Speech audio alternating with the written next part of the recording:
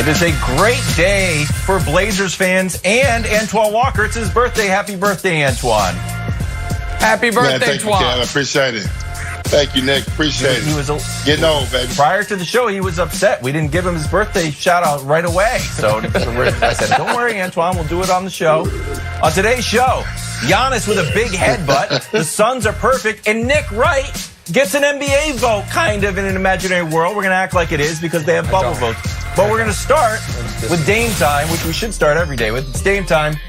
Red hot Blazers Mavs last night. I don't know about you, Nick. It's a good game. Good game. I was feeling a little bit nervous for you. Lillard went off, tying a career high 61 points. Dame becomes the first Blazer to put up back-to-back 50-pointers.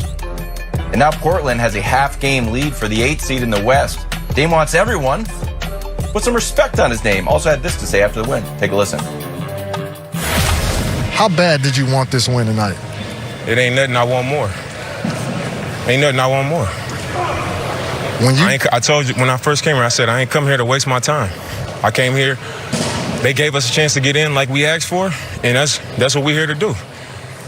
Job still ain't done, but I said, you know what I'm here for. We trying to get in. Our work ain't done yet, but we fighting for it. You got one more game left. Yeah. Brooklyn Thursday to solidify you guys in that play-in game. What is your mindset? What is the approach leading up to that game? That's the most important game of our lives. You know, tonight was great. You know, this is what we said we need one win. We're going to focus on one game. We got this one done. And that's the most important one. We got to finish it out right. We got to come out with the same mentality we had tonight, get the job done. We control our own destiny, and we know what we got to do. So we got to go get rested, take care of ourselves, and get ready for the next one. Thank you. Ooh, locked in. Dame joins Wilt as the only players with 3 60-point games in a season. Nick, what did you learn about Dame last night? Well, he is an all-time clutch performer of his era. We already knew that to a degree. His 2 buzzer-beating, series-winning shots, one more than a half decade ago and one just last postseason. But I would argue what he's done the last 2 games is more impressive than those 2 buzzer-beating postseason series-winning shots, because those were not elimination games. They were up 3-2 on the Rockets. They were up in the series on the Thunder. When he hit those shots, had he missed those, they would have lived to fight another day. Since Damian Lillard missed those 2 free throws and then the potential game-tying 3 against the Clippers, the Blazers are in perpetual Game 7s. They lose a single game, their season is over. And how did they respond? Well, how did he respond? With 51 points in a must-win game against the Sixers, and then 61 points in a tour de force performance last night against the Mavericks, where once he came in the 4th quarter, he scored or assisted on every point the Blazers had except for one Nurkic layup. His 4th quarters of these last 2 games, you see it, 40 points. His free throws overall, since missing those 2 free throws, he's 33 of 34 and 16 of 17 in the 4th. The Blazers had to beat the Sixers. They had to beat the Mavs. They then have to beat the Nets coming up. And then in the play-in, they are going to have to win. They are all Game 7s, de facto Game 7s. And for Dame to go 50 and then 60 in elimination games, it is all-time great clutch moments, Antoine, from a player because of his market, because of his stature, and because he hasn't been a part of a great winning run with Portland. He gets overlooked when we talk about the 10 best players in basketball, Antoine. I think Nick, you said a lot of great things right there, especially after he missed the 2 free throws, the way he bounced back and showed his separation as far as being an elite player or just being a very, very good player. He's a very elite player and one of the all-time most clutch players that we've had in a long time, especially in the NBA. He could arguably go down as one of the best clutch players as he continued with his career. But I think the one thing you got to look at from Damon that's been incredible is knowing that every game is a must-win situation, and he stepped up and take full advantage of it. A game like last night where C.J. McCullough did not show up, he continued to pursue on and put the team on his back, I think is huge. It speaks volumes. And I think being a small market, sometimes we don't get a chance to see Dame play a lot unless they play the Lakers and those type of teams on national TV. And now in the bubble with all these games, especially so many games on national TV, people are getting a sample size of one of the top 10 players in this league. I don't know where you want to rate them at as far as point guards. It's a lot of great point guards. But we're getting the opportunity to see Dame play finally with a healthy roster and how good they can really be with a healthy roster. I don't think it's going to take 51 or 61 points every game for them to win. But you're finally seeing this guy with a healthy roster, and he's competing at the highest level and got his team on his back. And Wilds, just quickly here, Antoine and I have both said a top 10 player. And you joke with me and poke fun at me for how, list integrity and how seriously I take these rankings.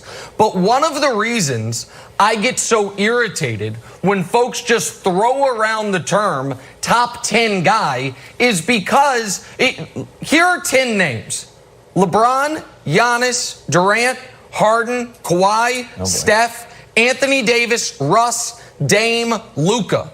Those are your 10 best players in basketball. Rank them how you want. And so the NBA is in such a great place talent-wise that cracking that top 10 is so difficult. Nikola Jokic, nope. Joel Embiid, nope. Paul George, nope. But Damian Lillard, you can't make that list without it.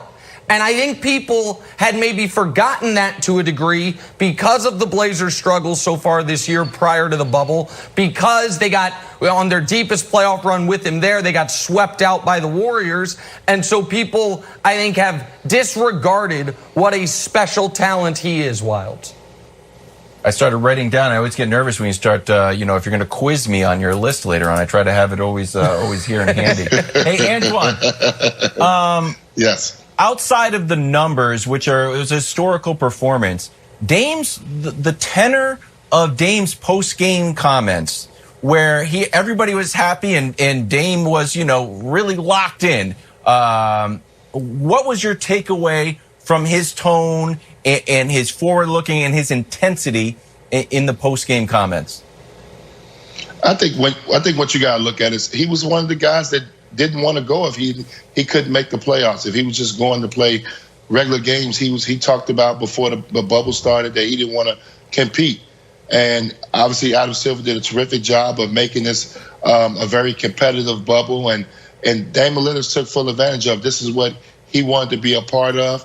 I think the one thing that kind of worries me about his comments, it's all about just let me get in. And I hope that's not, just the only goal. And that bothers me sometimes. I think he's at a level right now, and when you got a healthy team, he shouldn't just be talking about getting in. He should be talking about we're going to get in and advance and make a run in the playoffs. I would like to hear that verbiage come out of his mouth a little bit more than just about getting in. But I understand. I mean, every game is like a 7-game, playing a 7-game. So you want to just get in the playoffs, but start talking about getting the playoffs advancing. You got a healthy team. Melo's playing at a very high level. CJ. Nurkic, you got some guys on your team that can really, really play. Start talking about advancing. It's just not just about making the playoffs. Nick, earlier you said that the Blazers weren't getting in. We can look at the race for 8. Do you still feel confident that they're not getting into the playoffs?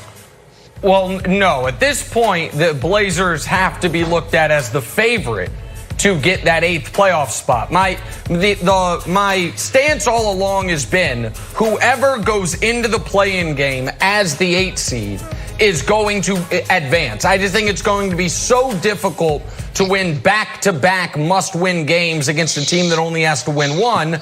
But because the Grizzlies, especially post-Jaren Jackson's injury, have totally fallen apart, the Blazers are in the driver's seat for that spot. Now, if, as I said, the Sixer game and then the game last night against the Mavs was an elimination game, as is the game against Brooklyn.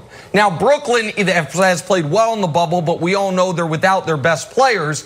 If the Blazers somehow lose that game, they won't even make the play-in game because at least 2 of the 3 teams beneath them are going to win their final game. So I'm not yet ready to lock the Blazers into the postseason. But now at this point, unlike prior, at any point in the last, at any point of the bubble, that I now do believe they are the favorite to make the postseason. But as far as Antoine's talking about advancing Wilds, I do think it's worth noting, and this is nothing against Dame and what he's accomplished.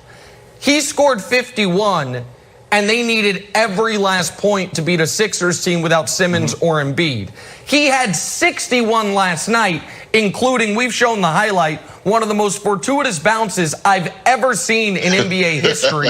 And that game might have come down to a very questionable offensive foul call on what could have been the game-winning shot by Dallas. So that doesn't take anything away from what he's doing. In fact, it speaks to how important what he's doing is. But it does, in my opinion, speak to how dangerous or not the Blazers actually are. Because as great as Dame has been, he's not going to average 55.5 moving forward. And with that being, they've needed that just to be alive with 1 game left in the bubble, Wilds. You know what? I'm this Nets game. I know the Nets are not fantastic, and if we can put up the graphic again, Nick, I think the Nets will really, really want these games. If there's been any flaw in the bubble, it's that some teams can kind of like take a breath. Where you look at the Blazers, they can't take a breath. You look at the Suns, they can't take a breath. But Milwaukee can chill out. Dallas can chill out, and the Jazz don't have anything to play for. You know that Brooklyn and Jacques Vaughn are like, oh, you guys are going on a head coaching search? Okay, we can knock out the Blazers, and that will be a